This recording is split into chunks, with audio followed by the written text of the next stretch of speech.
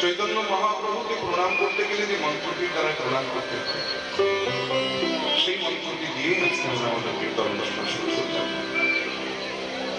এই মন্ত্রটি যিনি রচনা করেছিলেন গতকাল তার কথা বলেছেন, সেই কাশীর বিখ্যাত পণ্ডিত, ন্যায় দর্শন শাস্ত্রে যার অভাব পাণ্ডিত্য ছিল তাকে সরস্বতী পদপত্র বলা হতো। সেই প্রকাশানন্দ সরস্বতী পদের রচনা এই মহাপ্রভুকে প্রণাম করতে গেলে যে মন্ত্রটির দ্বারা প্রণাম করতে হয়, সেই মন্ত্রটি এই প্রকাশানন্দ সরস্বতী পদ রচনা করেছেন।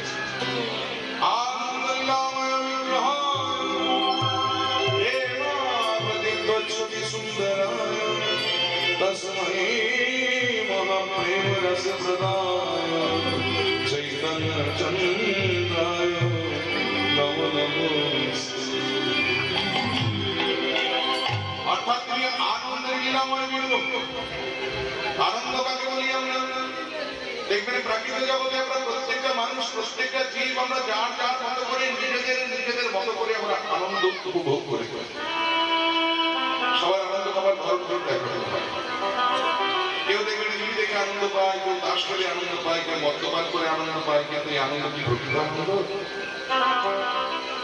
শাস্ত্রে বললেন প্রকৃত আনন্দ কাকে বলা হয়? না, যে আনন্দ অপরের নিরানন্দের কারণ হয় না, সেটা হলো প্রকৃত আনন্দ।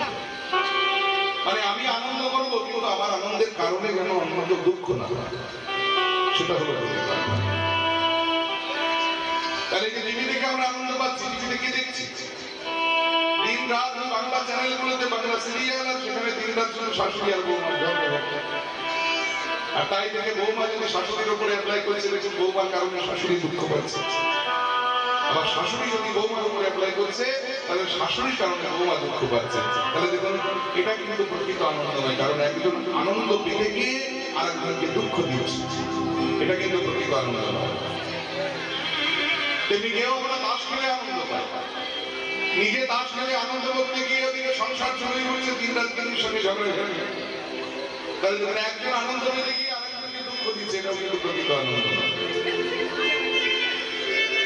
আবার কেউ হয়তো মদ্যপান করে আনন্দ পায়, নিজে মদ খেয়ে আনন্দ করতে গিয়ে রাস্তা দিয়ে হেলতে চলতে যেতে যেতে ভদ্রলোককে খড়া ভাষায় দু চারটে গালিগালাজ দিয়ে দেখুন আপনার আনন্দের কারণে আরেকজন দুঃখ পেয়ে বসলো, তাহলে এটাও কিন্তু প্রকৃত আনন্দ নয়। তাহলে প্রকৃত আনন্দ কোথায় আছে? এই যে দেখুন আমরা কীর্তন গাইতে এসেছি, আপনারা কীর্তন শুনতে এসেছেন, আমরা কেউ কাউকে কিন্তু দুঃখ দিতে আসিনি, আমরা সবাই এসেছি এখানে আনন্দ পাবার জন্য। তাহলে কীর্তনে আছে প্রকৃত আনন্দ, আর সেই সংকীর্তনের পিতা হলেন আমার চৈতন্য মহাপ্রভু, তাই তিনি হলেন আনন্দের লীলাময় বিগ্রহ। তাই প্রথমেই বলা হলো আনন্দ লীলাময় বিগ্রহ, এরপরে বলা হচ্ছে হে সুন্দরায়, হে মানে হেমযুক্ত আব, হেম মানে হলো সোনা, আব মানে গায়ের বর্ণ, তার গায়ের বর্ণটা কেমন না সোনার বর্ণ। দিব্যচ্ছবি সুন্দরায়, দিব্যচ্ছবি, এখানে ছবি মানে কিন্তু কোনো ছোট নয়, এখানে ছবি শব্দের অর্থ হলো অবয়ব, মানে তাকে দেখতে কেমন না দিব্য পুরুষের মতো। তাহলে তিনি আনন্দের লীলাময় বিগ্রহ, তার গায়ের রংটা সোনার মতো, তাকে দেখতে দিব্য পুরুষের মতো। কিন্তু এগুলো জেনে আমাদের লাভ, আমরা কেন তাকে প্রণাম করি? বলে কেন তিনি আনন্দের লীলাময় বিগ্রহ, বলে তাদের আমাদের কি যায় আসে? আরে বাবা, তার গায়ের রংটা তো সোনার মতো, বলে তার জন্য প্রণাম করবো কেন? বলে কেন তিনি দেখতে দিব্য পুরুষের মতো, বলে তার জন্য প্রণাম কেন করতে যাবো? আগে জানতে হবে যে প্রণাম পাওয়ার পর তিনি আমাদেরকে কি দিয়েছে, যে গোটা জগৎবাসী তাকে প্রণাম করতে পারবে। এই প্রশ্নের উত্তর দিলেন প্রকাশানন্দ সরস্বতী মহাশয়। তিনি বলেন আমরা কেন তাকে প্রণাম করবো জানেন? কারণ তিনি আমাদের এমন মহামূল্যবান একটি বস্তু দান করেছেন যা এই পূর্বে কেউ কখনো কোনোদিন কাউকে দিতে পারে না। কি সেই বস্তু? তস্मै মহাপ্রেম রস প্রদায়, অর্থাৎ মহাপ্রেম, যার সন্ধান কেউ জানতো না, যাচ্ছিল পলকে গোপনে ছিল। সেই কিশোরীর হৃদয় ভাণ্ডারের ধন, ইন্দ্রের বাঞ্ছিত ধন, ব্রহ্মার বাঞ্ছিত ধন, গোলকের গোপনে ধন, তিনি সেরে যেতে কৃপা করে যিনি দ্বারে দ্বারে দান করেছিলেন। সেই তস্मै মহাপ্রেম রস প্রদায়, সেই মহাপ্রেম যিনি আমাদেরকে দান করেছেন, সেই চৈতন্য চন্দ্রায় নমো নমস্তে। নিতাই গৌর হরি বল হরি বল। সেই চৈতন্য মহাপ্রভুকে আমরা প্রণাম জানাই, সেই মহাপ্রভুর আত্মা চরণে প্রণাম জানিয়ে আমরা আশা করছি আমাদের বর্তমান পরিবেশিত বিষয়বস্তু আলোচনা, আমাদের বর্তমান আলোচনা লীলা বলবো না, কারণ এটা কোনো লীলা নয়, একটা আলোচনা মাত্র। সেটা হলো গৌর গোবিন্দের রূপের কথা। মায়েরা একটু মন দিয়ে শুনতে হবে, কারণ লীলার মধ্যে অনেক ব্যাপার থাকে, সেখানে একজন নায়ক থাকে, নায়িকা থাকে, হ্যাঁ, তাদের সেই বিভিন্ন রকম ব্যাপার থাকে, এটা হলো লীলা।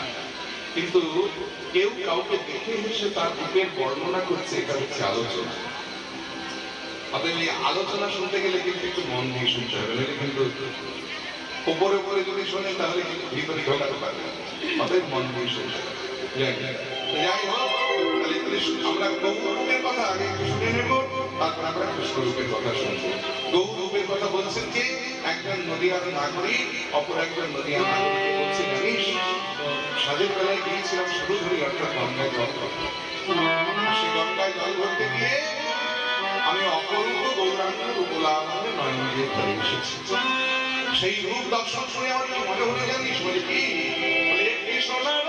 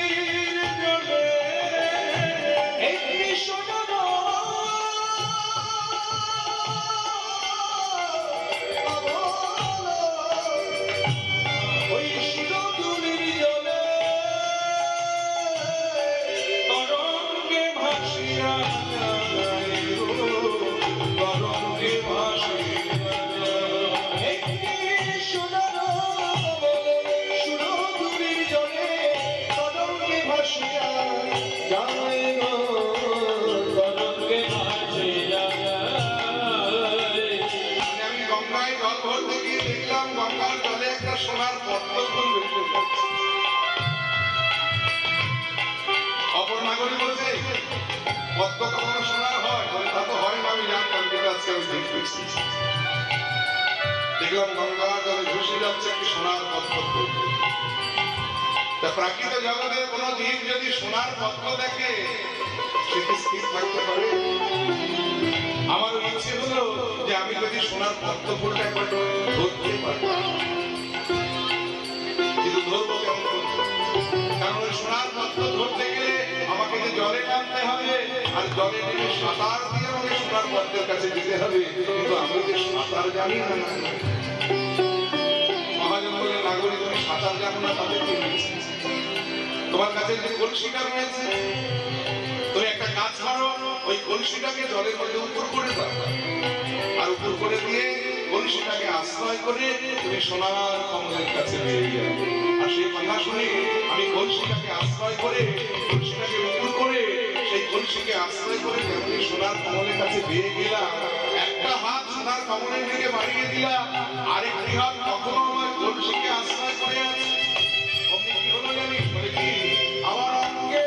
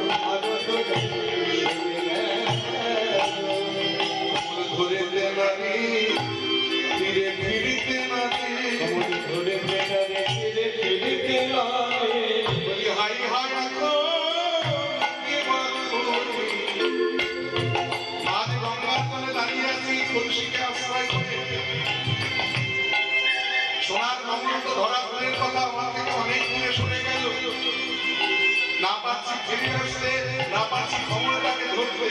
কি করবো বুঝতে পারছি না। আমার সময় মহাজন বললেন, নাগরী তুমি সোনার কমল ধরবে কেমন করে? কারণ একটা হাত বাড়িয়ে দিয়েছো কমলের দিকে, আরেকটি হাত দিয়ে তখনও তোমার গুরুরূপ পরশকে আশ্রয় করে গেছে। যতদিন এই কুলের আশ্রয়ে আছো ততদিন ওই গৌর গোবিন্দ রূপে সোনার কমলের স্পর্শ তুমি পাবে না। আগে কুল ছাড়তে হবে। আর এই কথা শুনে আমি যেমন এই কলসিটাকে ছেড়ে দিয়ে দুটি হাত বাড়িয়ে দিলাম সোনার কমলের দিকে, অমনি কি হলো জানিস? আমায় ধরতে হলো না, সোনার কমলটা আপনা হতে আমার কাছে এসে ধরা দিল। আর ধরা যেই দিয়েছে, আমি সোনার কমলটাকে জড়িয়ে দিয়ে ধরেছি। ধরার পরে যেই আমি নয়ন মেলে চেয়েছি, অমনি কি দেখলাম জানিস? দেখলাম সোনার কমল নহে,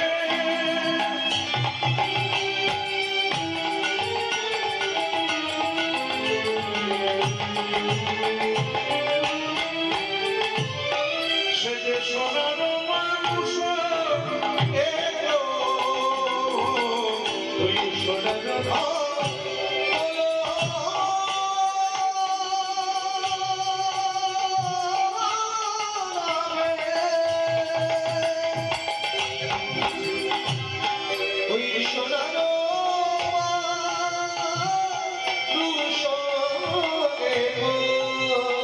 আমার মুখ চাহি মৃদু মৃদু হাসে, আমার মুখ চাহি মৃদু মৃদু হাসে। আমি ধরতে নারী কমল ছাড়তে নারী, ছাড়তে নারী, কারণ আমি হলাম সুকুমারী। ধরতে নারী ছাড়তে নারী, আমি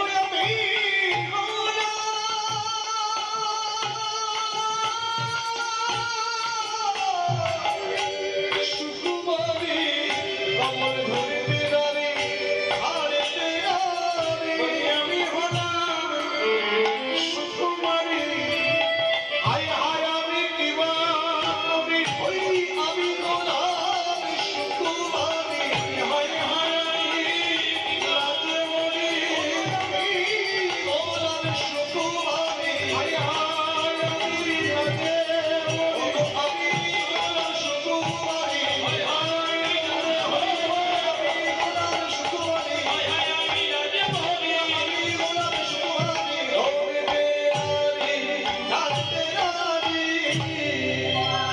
আসলে কি হয়েছে জানেন? এই অপরাহ্নকালে নদিয়ার চাঁদ শশী সুত গৌর সুন্দর তিনি অবগাহন করছিলেন গঙ্গার জলে। তো দেখবেন নদীতে বা পুকুরে স্নান করতে গেলে অনেকে সাঁতার দেওয়া অভ্যেস আছে। সাঁতার আবার বিভিন্ন প্রকারের হয়। নর্মাল যেটা সাঁতার সেরকম হয়, তারপরে ডুব সাঁতার হয়, চিৎ সাঁতার হয়। চিৎ সাঁতার দিলে দেখবেন গলা থেকে দেহের নিচের অংশটা জলের তলায় থাকে, মুখমণ্ডলটা জলের উপরে ভেসে যায়। গৌর হরি ঠিক ওইভাবে অবগাহন করছিলেন গঙ্গার জলে। আর এমন সময় অস্তাচলগামী সূর্যের কিরণ এসে গৌরাঙ্গের মুখচন্দ্রের উপরে পড়েছে। দেখে মনে হচ্ছে যে একটা সোনার পদ্মফুল গঙ্গার জলে ভেসে যাচ্ছে। সেই রূপে নয়ন দিয়ে নদিয়ার নাগরী অপর নাগরীকে বলছেন, আমার দেখে মনে হলো যে গৃহিণীরাম অপূর্ব গোরাগুণ নিধি, কত চাঁদ নারিয়া নিরঞ্জন। একটা দুটো চাঁদ নয়, যেন গগনের কত কত চাঁদকে বিধাতা ধরেছে, আর সেই চাঁদকে নিংড়েছে। নিংড়ে সেই চাঁদের সুধা দিয়ে আমার গৌরাঙ্গের মুখচন্দ্রকে নির্মাণ করেছে। তাছাড়া দেখ, গগনের চাঁদ আর আমার গৌর চাঁদের মধ্যে অনেক পার্থক্য আছে। না, গগনের চাঁদ হলো 15 কলায় পূর্ণ, আর গৌর চাঁদ হলো 16 কলায় পূর্ণ। গগনের চাঁদের 15টা কলা, অমাবস্যা থেকে পূর্ণিমা অবধি কটা দিন, 15 দিন। কিন্তু 16 কলা ছিল চাঁদে, এক কলা মহাদেবের মাথায় রেখে দিয়েছে। যাই হোক, তাহলে গগনের চাঁদ হলো 15 কলায় পূর্ণ, আর এই গৌর চাঁদ হলো 16 কলায় পূর্ণ। আর একটা বিশেষত্ব হলো গগনের চাঁদের কলঙ্ক আছে, কিন্তু গৌর চাঁদের কলঙ্ক না। এর থেকে আর একটা বড় বিশেষত্ব, যে গগনের চাঁদ হলে চাঁদ পৃথিবীর সকল আধার দূরীভূত করে দেয়, কিন্তু লক্ষ্য করে দেখবেন পৃথিবীর সব জায়গায় গগনের চাঁদের আলো প্রবেশ করতে পারে না। বিশেষ করে তিনটি জায়গায়। কোন কোন জায়গায়? একটা হলো বদ্ধ ঘরের ঘর, ঘরের যদি জানালা দরজা বন্ধ করে দেওয়া যায় সেই ঘরের মধ্যে গগনের চাঁদের আলো প্রবেশ করে না। আর একটা জায়গা হলো গহন বনের মাঝে, মানে গভীর আচ্ছাদিত বন, সেই বনের মাঝে দেখবেন গগনের চাঁদের আলো প্রবেশ করতে পারে। আর একটা জায়গা হলো ভক্তের হৃদয়, ভক্তের হৃদয়ে গগনের চাঁদের আলো প্রবেশ করতে পারে না। অপরাধিত গৌর চাঁদ যদি কৃপা করে কোনো যুগের ভক্তাংশে উদয় হয়, সে কোন স্থান বাধা যায় না। কোনে বনে বনে উদয় হয় গো, কোনে বনে বনে উদয় হয় গো, সে যে কোনে বনে বনে উদয় হয় গো, সে যে কোনে বনে বনে উদয় হয় গো, যদি কোনো আধার রাখে না গো, কোনো বনে বনে উদয় হয় গো, সে যে কোনো আধার রাখে না গো, কোনে বনে বনে উদয় হয় গো, সে যে কোনো আধার রাখে না গো, সকলে আধার নাশ করে দেয়, সে যে কোনো আধার রাখে না গো, সকলে আধার নাশ করে দেয়, সে যে কোনো আধার রাখে না গো, সকলে আধার নাশ করে দেয়, আধার নাশ করে দেয়, আধার রাখে না গো, সকলে আধার নাশ করে দেয়, বলে বলে বলে উদয় হয় গো। তাহলে সকল অন্ধকারকে নাশ করে ঘরের মনে উদয় হয়, কখনো মনে উদয় হয়, ভক্তের মনেও উদয় হয়। এই হলো গগনের চাঁদের সঙ্গে গৌর চাঁদের পার্থক্য। বলে সোনার সঙ্গে তুলনা দেওয়া যায় কি? বলে না, তাও দেওয়া যায় না। কারণ সোনা হলো প্রাণনাশক। আপনি যদি প্রচুর সোনার অলংকার তৈরি করে ঘরে সিন্ধুক ভর্তি করে রেখে দেন, তাহলে দেখবেন সেই সোনার লোভে বাড়িতে ডাকাত আসতে পারে। ডাকাত যদি সোনা খুঁজে না পায়, সোনার মালিককে প্রাণে মেরে ফেলতে পারে। তাহলে সোনা হলো প্রাণনাশক। কিন্তু অপরাজিত গৌর সোনা এই জগতের কোন জীব যদি একবার গ্রহণ করে, যেদিন থেকে গৌর সোনা গ্রহণ করে, সেদিন থেকে তার নতুন জন্ম হয়। যেদিন থেকে সে অপরাজিত গৌর সোনা গ্রহণ করে, সেদিন থেকে তার নতুন জন্ম হয়। তার প্রমাণ দেখুন, একটা এলাকায় একটা গ্রামে এক চোর ছিল। চোরটার নাম হলো মদন। এই মদন বেটা মানে বড় চোর, যে তার উৎপাতে আশেপাশের মানুষ, মানে গ্রামের মানুষগুলো একবারে তিষ্ঠতে পারছে না। সবাই রাজার কাছে গিয়ে নালিশ করছে। রাজা মশাই ঘেড়ি ফিরিয়ে ঘোষণা করে দিলেন যে আমার দেশে চোর থাকলে চলবে না। যত চোর আছে সে চোরকে যদি কেউ ধরিয়ে দিতে পারে, তাকে পুরস্কারে ভূষিত করা হবে। আর এই ঘোষণা শুনে মদন বেটা চিন্তা করেন, এখন যদি আমি এই গ্রামে থাকি আর রাজার লোকজন যদি আমি ধরে পাই, তাহলে আমার মৃত্যুদণ্ড অপধারিত। অতএব এই গ্রামে আর থাকা যাবে না, দেশ ছেড়ে পালাতে হবে। মদন দেশ ছেড়ে পালাচ্ছে। দেশ ছেড়ে পালাচ্ছে মানে হাঁটতে হাঁটতে হাঁটতে হাঁটতে নবদ্বীপে এসে উপস্থিত। নবদ্বীপে মহাপ্রভু মন্দিরে প্রত্যেকদিন বিকেল বেলা পাঠের আসর বসে। সেদিনও পাঠের আসর বসেছে। আর মদন গিয়ে দেখলেন অনেক ভক্ত সেখানে সমাগম, মানে প্রচুর লোকজন সেখানে বসে আছে। অতএব এই লোকজনের মধ্যে যদি ভিড়ে যায়, তাহলে রাজার লোকজন খুঁজে পাবে। সেখানে গিয়ে মদন চুপচাপ বসে পড়লেন। আর সেদিন পাঠের বিষয়বস্তু ছিল গৌর উপাসনা। পাঠক মশাই মাঠে বলছে, এই জগতের কোন জীব যদি একবার গৌর সোনা গ্রহণ করে, সেদিন থেকে তার নতুন জন্ম হয়ে যায়। মদন একটু মনে চড়ে বসে মন দিয়ে পাঠক মশাই পাঠ শুনতে লাগে। পাঠ অন্তে যখন সব ভক্তরা নিজের বাড়িতে ফিরে গেল, মদন বেটা চুপচাপ বসে আছে না। পাঠক মশাই বললে, কি গো বাবা, তুমি বাড়ি যাবে না? যাবো, তবে একটা প্রশ্ন ছিল আপনার কাছে। বলে কি? বলে আপনি যে পাঠ করতে করতে বললেন যে যেদিন থেকে জগতের কোন জীব গৌর সোনা গ্রহণ করে, সেদিন থেকে নাকি তার নতুন জন্ম হয়, এটা সত্য? বলে হ্যাঁ, এটা আমার কথা নয়, বলে তাই যদি হয় তাহলে আমি গৌর সোনা গ্রহণ করবো। আমার কি পাঠক মশাই বললেন, বাবা এইভাবে তো হয় না, যাওয়াকে গঙ্গা থেকে স্নান করে। মদন ছুটে গিয়ে গঙ্গা থেকে স্নান করে এলেন। আর পাঠক মশাই বাম দিকে বসে গৌর সোনা মন্ত্রে, গৌর উপাসনা মন্ত্রে তিনি দীক্ষা গ্রহণ করতেন। আর যেই গ্রহণ করেছে অমনি গুরুদেবের চরণে প্রণাম করে মদন বুক খুলিয়ে বাড়িতে এসে পাচ্ছে। রাজা লোকজন এদিক ওদিকে দাঁড়িয়েছিল, মদনকে যেই বাড়িতে ঢুকতে দেখেছে অমনি ধরে নিয়ে রাজবাড়িতে হাজির। মহারাজ, এই যে আপনার বহু আকাঙ্ক্ষিত এই মদন চোরকে নিয়ে এসে উপস্থিত হয়েছে। বলবে বিচার সভা বসলো, রাজামশাই বলে, শোনো মদন, তুমি আত্মপক্ষ সমর্থন করো, অর্থাৎ নিজেই নিজের দোষ স্বীকার করো, তাহলে তোমার শাস্তি কিছুটা লাঘব হলে হতে পারে। বলে মহারাজ, আমি আগের জন্মে যা করেছি করেছি, কিন্তু জ্ঞান তো এই জন্মে কোনো অপরাধ করিনি। মানে তুমি বলছো সবাই করে হেসে উঠেছে, বলে কি বেটা মদন, এত বড় চোর এলাকায় এর মতো চোর আর কেউ নেই। বলছে যে আগের জন্মে যা করেছে করেছে, এই জন্মে কোনো পাপ করেনি। এখনো সময় আছে, নিজের মুখে নিজের দোষ স্বীকার করো। বলে মহারাজ, আমি সত্য বলছি যে আগের জন্মে আমি যা করেছি করেছি, কিন্তু এ জন্মে আমি জ্ঞানত কোনো অপরাধ করিনি। কারণ মদনের দৃঢ় বিশ্বাস হয়ে গেছে যে সে গৌর উপাসনা গ্রহণ করেছে, মানে তার নতুন জন্ম হয়ে গেছে। এই জন্যই বলে যে বিশ্বাসে মিলাই বস্তু তারকে বলে জয়নিতাই। মহারাজ বলে, বেশ, তাহলে তুমি পরীক্ষা দিতে পারো যে তুমি নিষ্পাপ। বলে কি পরীক্ষা দিতে হবে বলো? বলে লোহার দণ্ড আগুনে গরম করে তোমার সম্মুখে দেওয়া হবে, তুমি যদি সেই দণ্ডটা হাত দিয়ে ধরো আর তোমার হাতে যদি ফোসকা না পড়ে, তাহলে বুঝবো যে তুমি নিষ্পাপ। মদন বলে, নিশ্চয় পারি, কারণ তার তো বিশ্বাস হয়ে গেছে যে তার নতুন যন্ত্র বেড়ে গেছে। এই সঙ্গে সঙ্গে রাজার লোকজন একটা লোহার দণ্ড একেবারে আগুনে গরম করে এনে মদনের সম্মুখে রাখলেন। মদন নির্ভয়ে ওই দণ্ডটা হাত দিয়ে ধরলো, দেখা গেল তার হাতে একটা ফোসকা পড়লো না, কারণ তার বিশ্বাস হয়ে গেছে যে তার নতুন জন্ম হয়ে গেছে। এই জন্য শাস্ত্র বলে যে যেদিন থেকে এই জগতের কোন জীব গৌর সোনা গ্রহণ করে, সেদিন থেকে তার নতুন জন্ম হয়ে গেছে। তাহলে প্রাকৃত সোনা আর গৌর সোনার মধ্যে পার্থক্য তৈরি হয়। প্রাকৃত সোনা প্রাণনাশক আর অপ্রাকৃত গৌর সোনা গুলো প্রাণদায়ক।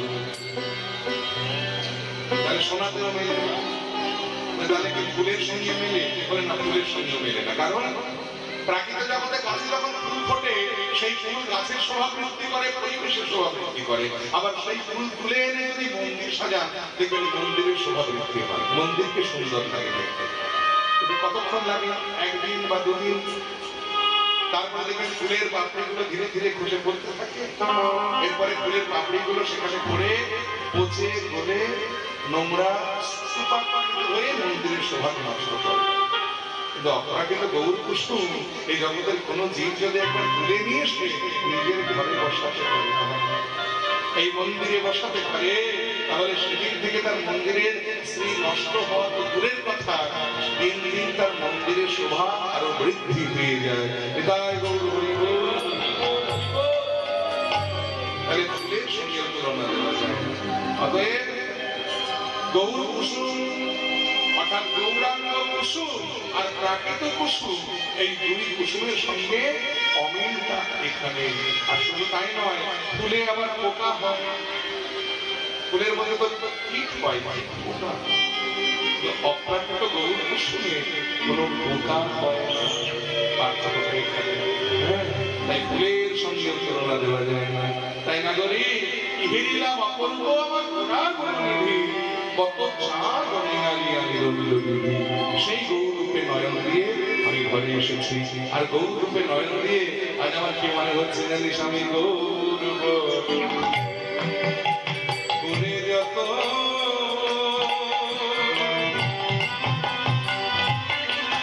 আমি রাখে বহিয়ার মাঝে, গৌর বরণ করব ভূষণ যেখানে আমি গৌর বরণ করে যত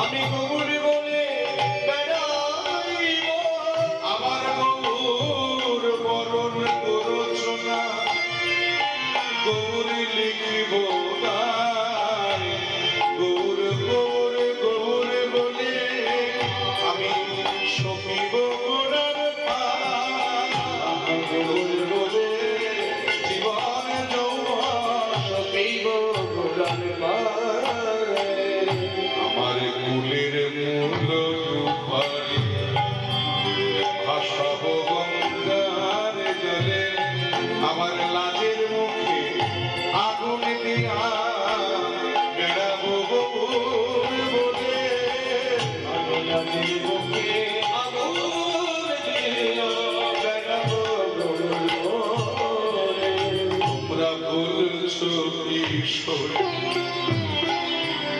আমার গোড়া রূপে সকলই গেল ভেসে লোচন বলে কুতূহলে দেখব বসে বসে ওই লোচন বলে কুতূহলে দেখিব বসে বসে আমার কিবা গেল কিবা আছে আমার বিভা গেল না এবার আছে আমি গৌর ভালো বেসেছি বলে কিবা গেল রে কিবা আছে আমি গৌর ভালো বেশিছি বলি দেখব তারাই আমার ভালোবাসা আমি গৌর ভালো বেশিছি বলি দেখব তারাই আমার ভালোবাসা আমি গৌর ভালো বেশিছি বলি দেখব তারাই আমার ভালোবাসা আমি গৌর ভালো বেশিছি আমি গৌর ভালো বেশিছি বলি ভালোবাসি গৌর ভালো বেশিছি বলি কিবা গেল না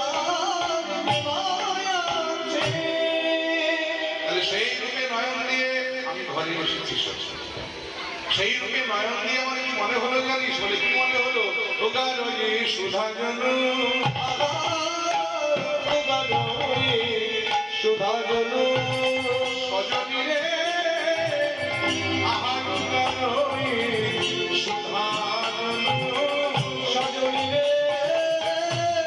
সুধাগণ সুধাগণ আহার গান ওই সুধা জন আমার আমার গোড়া মুখের হাসি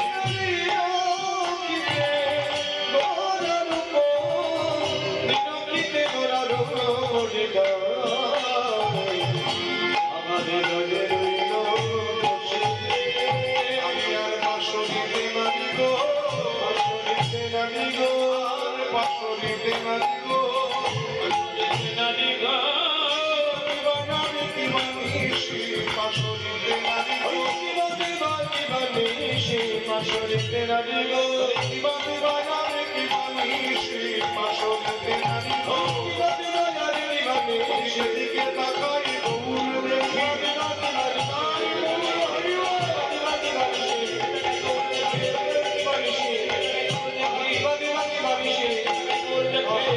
দেখি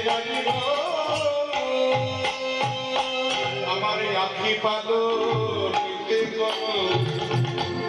কত যুগ হেন মানি সজনী আখি পালনিতে কত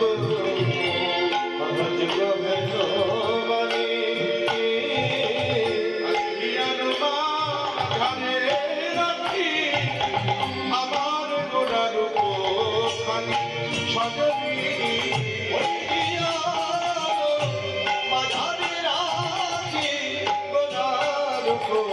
খানি সজনী হিয়ায় রাখি গো আমার হিয়ায় রাখি গো গৌরাঙ্গমূর্তি খানি হিয়ায় রাখি গৌরাঙ্গমূর্তি খানি বাদিবায়ায় দিবানিশি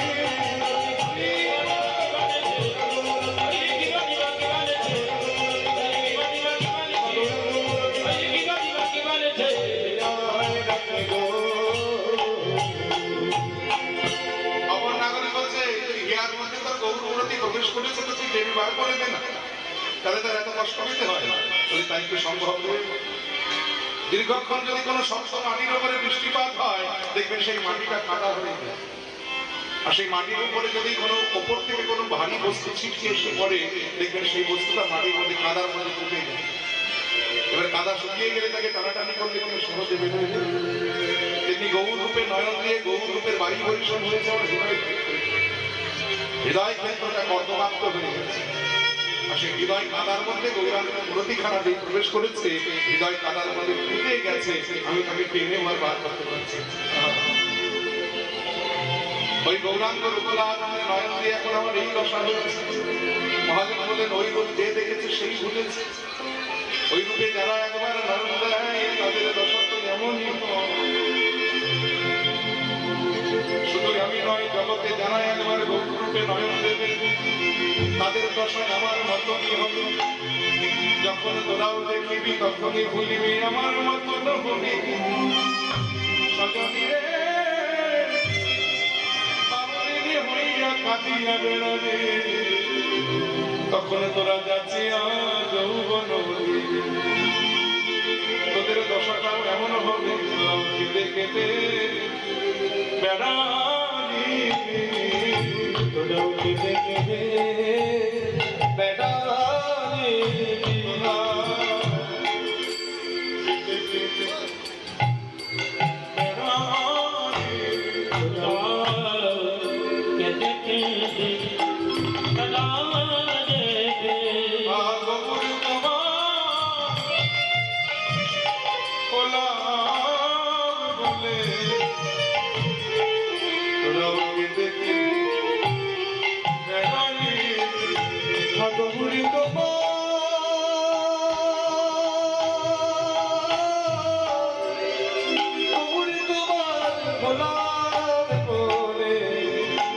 কেঁদে কেঁদে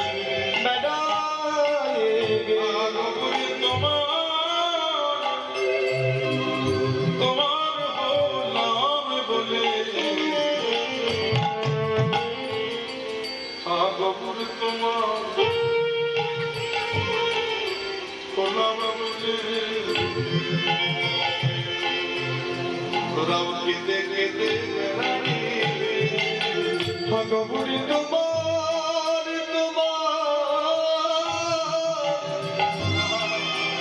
গৌরী তোমার বলে তোরাও কেঁদে কেঁদে বেড়ালি গৌর বলা এমনই সেই রূপে যারা একবার সেই রূপের অনুরাগরূপী ভুজঙ্গ যদি একবার দর্শন করে তার দর্শনে নবদ্বীপে আজও প্রসিদ্ধ দয়ার ঘাট বলে একটি ঘাট নাম যে ঘাটটির নাম হলো দয়ার ঘাট সেই ঘাটে প্রত্যেকদিন নিয়ম করে এক ধোপা কাপড় আসে প্রত্যেকদিন নিয়ম করে ধোপা কাপড় কাচতে আসতো ওই ঘাটে। এক মানে কাপড় কাচছে ধোপা, আর গৌর হরি তখন ওই পথ দিয়ে হরিনাম গাইতে গাইতে যাচ্ছে। ঘাটে ধোপাকে কাপড় কাচতে দেখে গৌর হরি থমকে দাঁড়ালো। ধোপার পেছনে দাঁড়িয়ে গৌর হরি হরি উত্তরণ করে বলে, ধোপা হরি গো, হরি গো। ধোপা কোনো দিকে না তাকিয়ে এক মানে কাপড় কেটে যাচ্ছে। কর্মনিষ্ঠ ধোপা কিছুক্ষণ অপেক্ষা করে গৌর হরি আবার বাহু তুলে বলে, ধোপা হরি গো, হরি গো। ধোপা মনে মনে চিন্তা করলেন, আজকাল নবদ্বীপে তো ভিখারির উৎপাত হয়েছে, যে ঘাটে এসে কি কাপড় কাচতে তার উপায় নেই, এখানে ভিক্ষা চাইতে এসেছে।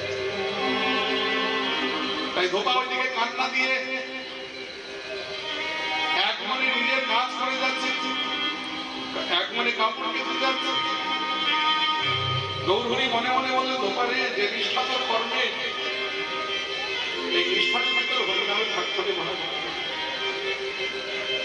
বাহু তুলে গৌর হরি বলে, ধোপা হরি গো, হরি গো।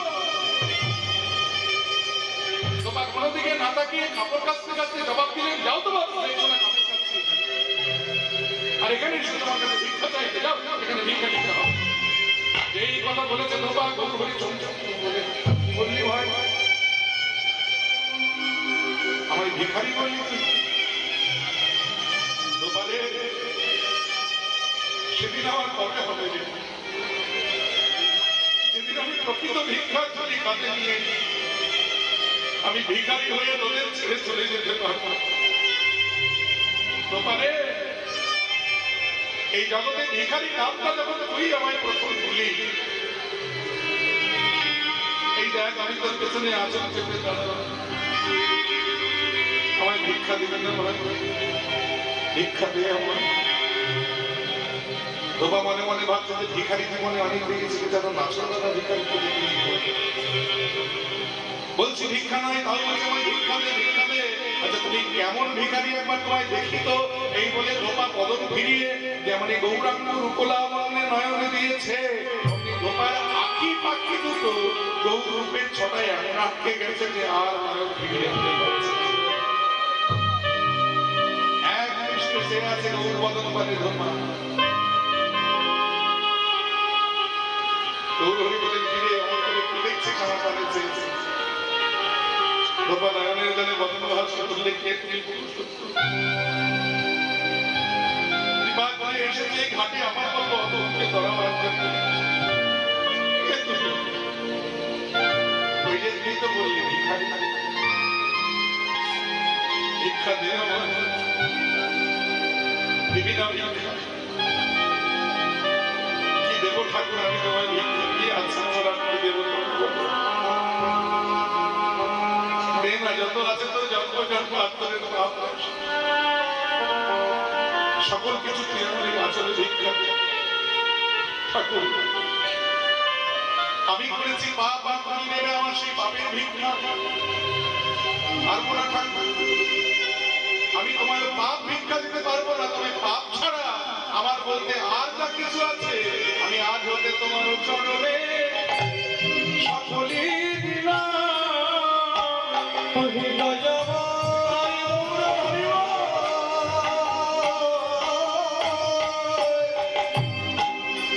তোমার চরণে সকলই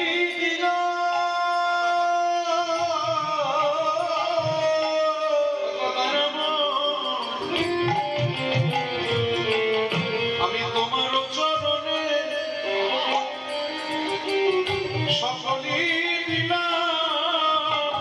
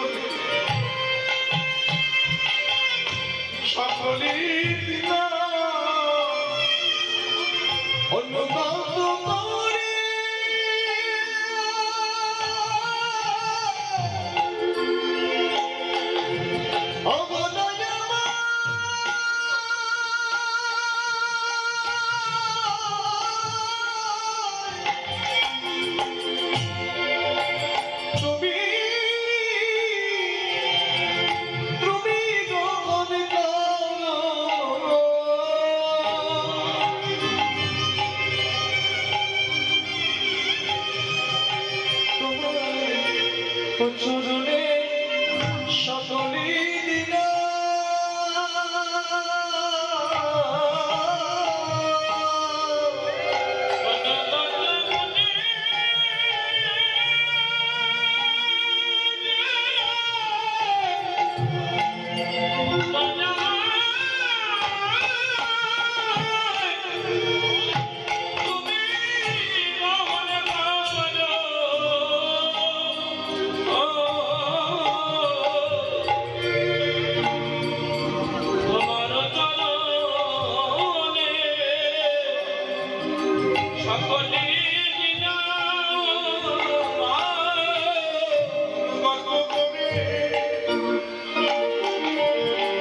তুমি আমায় গ্রহণ করো,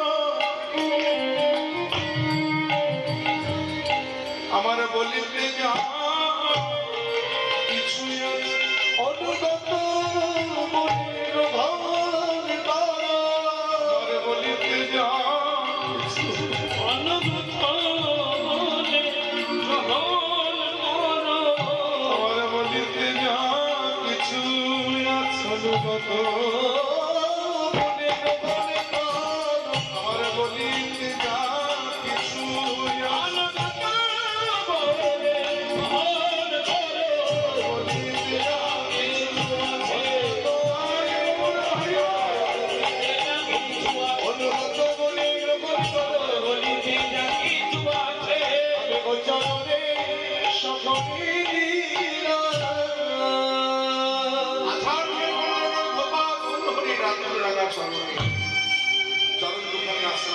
আশ্রয় করলেন গৌরনাথ। আর সেই নাম আশ্রয় করে ওই ঘাটে বসে বসে ধোপা গোটা জীবনটা গৌর গৌর গৌর গৌর বলে বলে কাটিয়ে দিয়েছিলেন। আর কোনোদিন তার ঘরে ফিরে যাওয়া হলো না। এই গৌর রূপে যেন একবার নয়ন একবার প্রসাদ ওই রূপ যে দেখেছে সেই বলেছে। তাই তো নাগরিক বলতে শুধু আমি হই রে, আমার মতো করে তোরাও করি ওই গৌর রূপে নয়ন দিস। আমি যেই মনে করি গৌরাঙ্গ পাশ করি নয়ন নদিয়া থাকি সোনার বরণ পুরুষ রতন হিয়ার মাঝে। যখন তোরাও দেখিবি তখনই ভুলিবি আমার মতো হবি বাবুলিনী হই না কাঁদিয়া জানাবি যাচ্ছি গৌর রূপে নয়ন দিলে তার দর্শনে তাই আখি পালকিতে কত যুগ হয়ে এই যে আখির যে এক পলক করছে এই পলকে মনে হচ্ছে যেন কত যুগ তাকে দেখে না। তাই হিয়ার মাঝারে রাখি গোড়ার উপর। এখন আমার হিয়ার মাঝারে যে গৌরাঙ্গ মূর্তিখানি আমি রেখে দিয়েছি অমনি নয়ন মেললেও দেখি নয়ন মুদলেও দেখি আমার গৌরময় হয়েছে আর কি। তাই মনে অভিলাষ নাহি হয় মনে অভিলাষ তোমার নাহি হয়, মনে অভিলাষ তোমার নাহি হয়, গোবিন্দ দাসে মহে মুই ভেদ গোবিন্দ দাস পাগে মনে সদা ভোর হয়ে আছি গো আছি গো, কিবা দেবায়ার কিবা নিশি বিভোর হয়ে আছি বদবয়ার কি বানিশে গৌর রূপে নয়নে দেখায়